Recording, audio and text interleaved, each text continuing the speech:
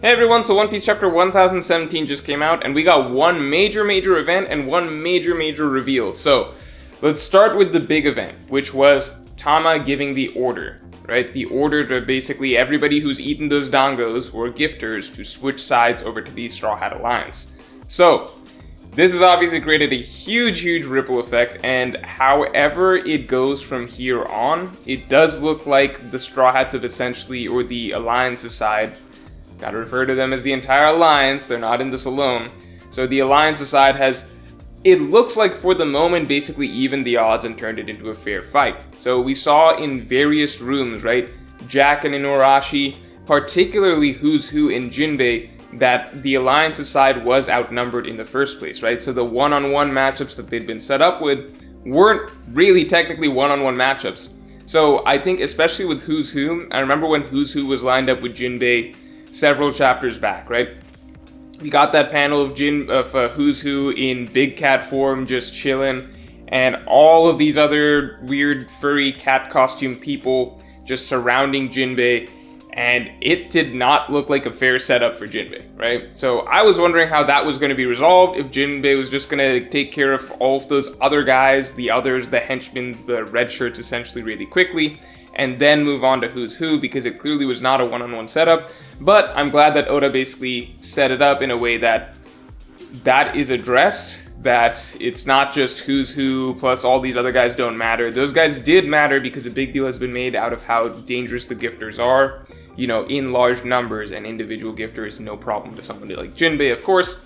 But I like that Oda addressed that, yeah, Jinbei was having trouble because he was surrounded in a room of enemies, and on top of that he had to fight Who's Who before he could switch it over to a one-on-one fight. So that made sense. Jack, obviously with Inuarashi, I don't remember Jack having a bunch of henchmen, but obviously a bunch of backup came. Or maybe I'm forgetting, I guess he did have a bunch of henchmen and I forgot about it.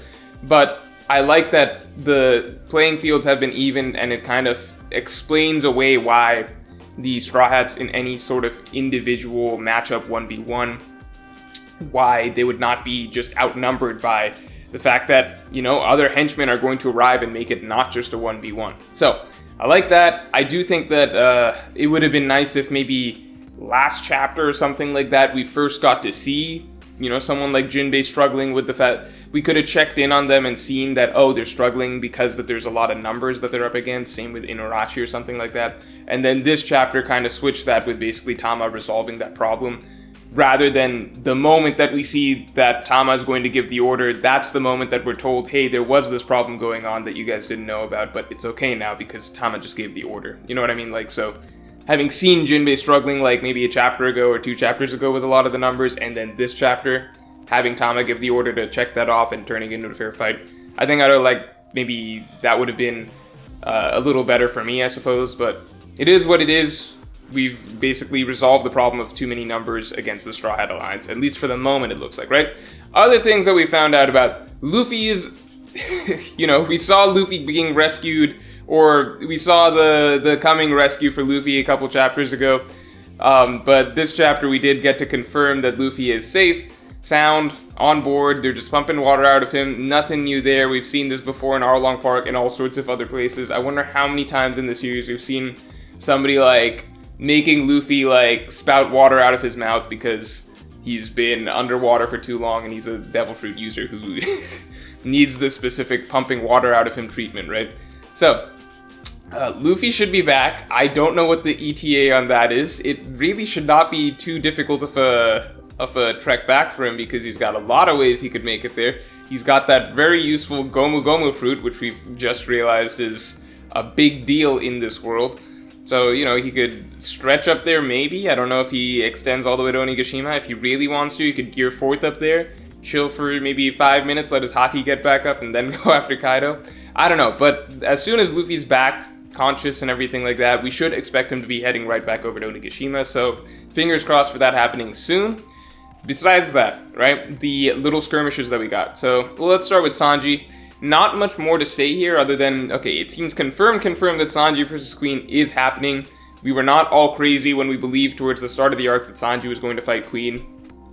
I don't know, like, we've all seen One Piece, we've all read One Piece for so long, like, we kind of just understand that certain things are going to happen, right? Sanji is going to fight Queen. I almost said king, because I'm about to get to the Zoro part next, right? So we all knew that Sanji was going to fight Queen, but then over time it was like, well, what if Sanji isn't strong enough or something? Or what if Queen goes to some other kid? Like, what if Queen goes to Kid? What if Queen goes to Law? I don't know. I saw a lot of random things going around or whatever.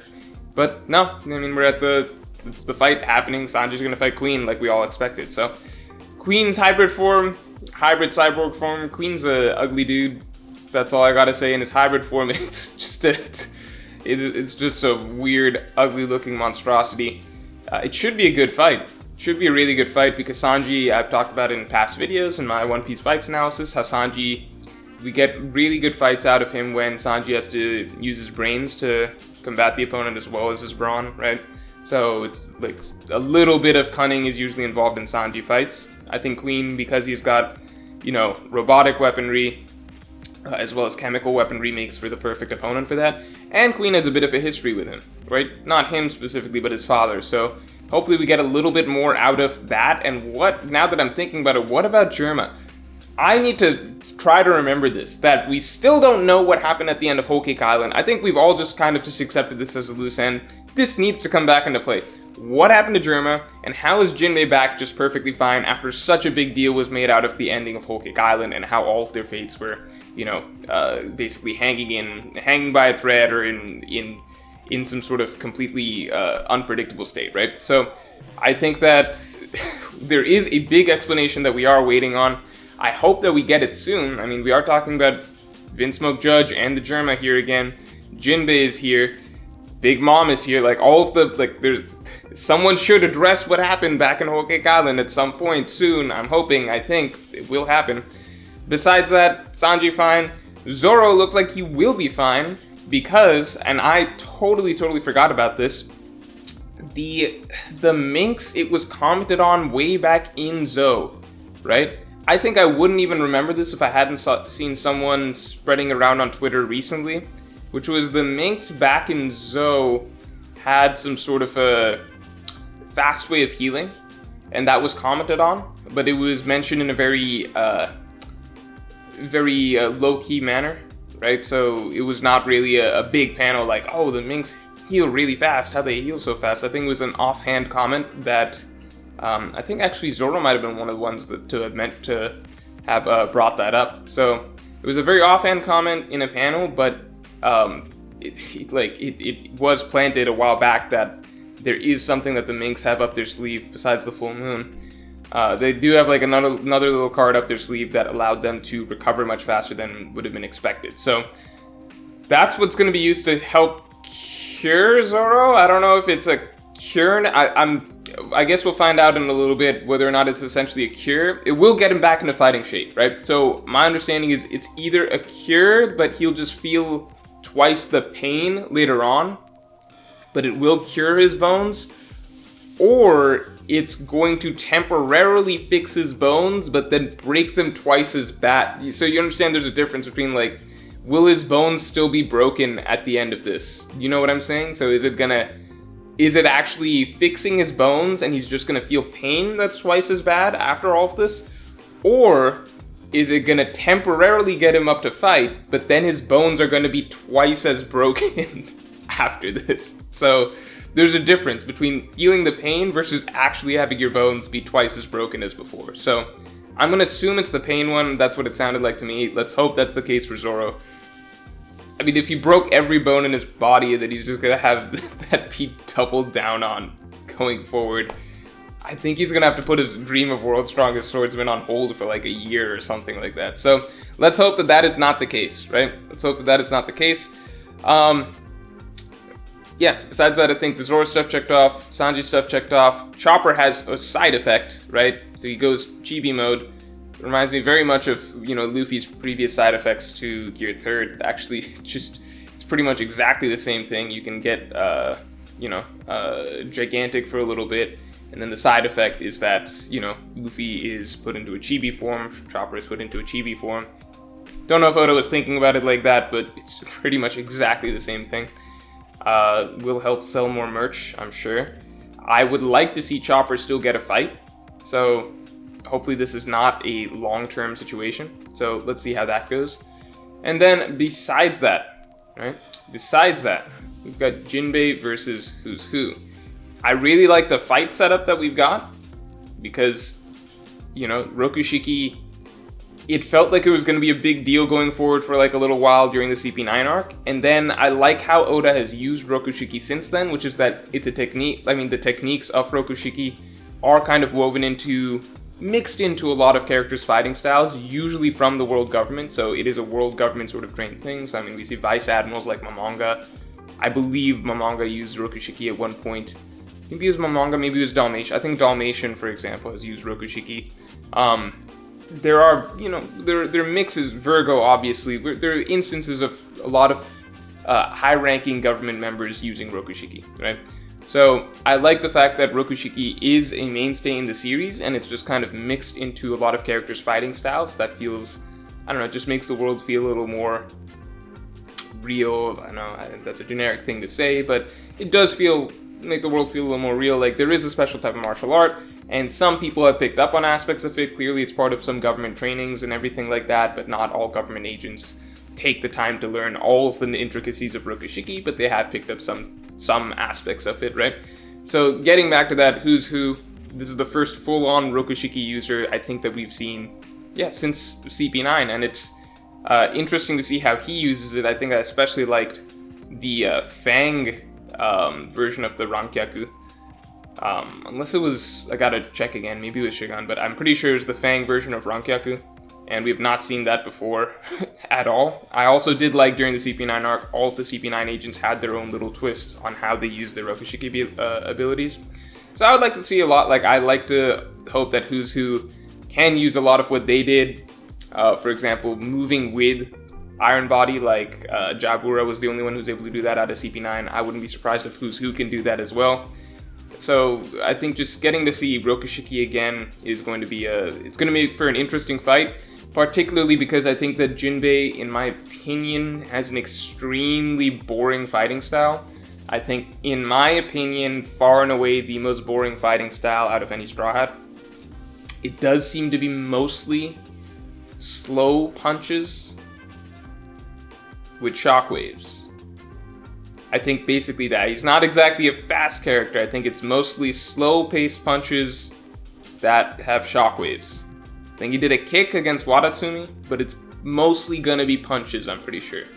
He's not gonna be flying around the screen that much, you know. So, in my opinion, Jinbei has by far one of the most boring fighting styles of a strong character in the entire series, in my opinion.